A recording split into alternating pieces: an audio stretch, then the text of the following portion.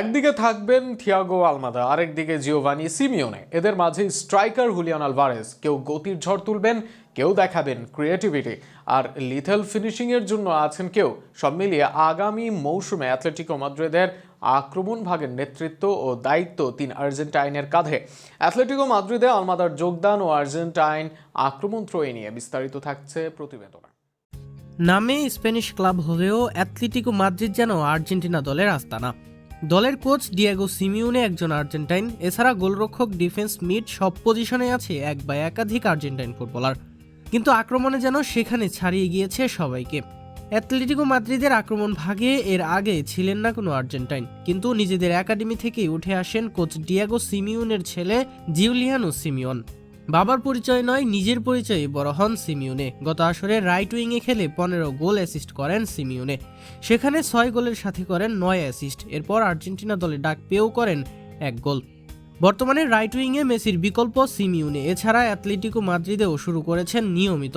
অপরদিকে গত আসরে এসেই দলের আক্রমণের নেতা হয়ে যান হুলিয়ান আলভারেজ। শুরুতে গোল খরা থাকলেও তা কাটিয়ে উঠতে সময় নেয়নি আর্জেন্টাইন মাকড়সা। পুরো মৌসুমে শেষ পর্যন্ত আদায় করেন 29 গোল। ক্লাব বিশ্বকাপে দলের বিদায় আগে না হলে বাড়তে পারত এই সংখ্যাটা। এছাড়া এর সাথে আছে মোট 8 অ্যাসিস্ট।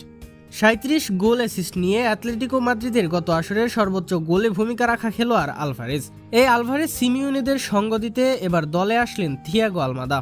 আকাশী নীল জার্সিতে ফর্মের চূড়ান্ত পর্যায়ে আলমাদা। তার শেষ 4 আন্তর্জাতিক ম্যাচে আছে 3 গোল অ্যাসিস্ট। এই 3 গোল অ্যাসিস্টই দলের জয় ও পরাজয়ের ব্যবধান করে দেয়।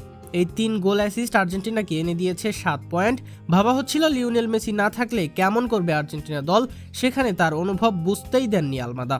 রাইট উইংয়ে আলমাদার সাথে স্ট্রাইকার আলভারেজ, আর লেফট উইং বা অ্যাটাকিং মিডে দেখা যাবে আলমাদাকে।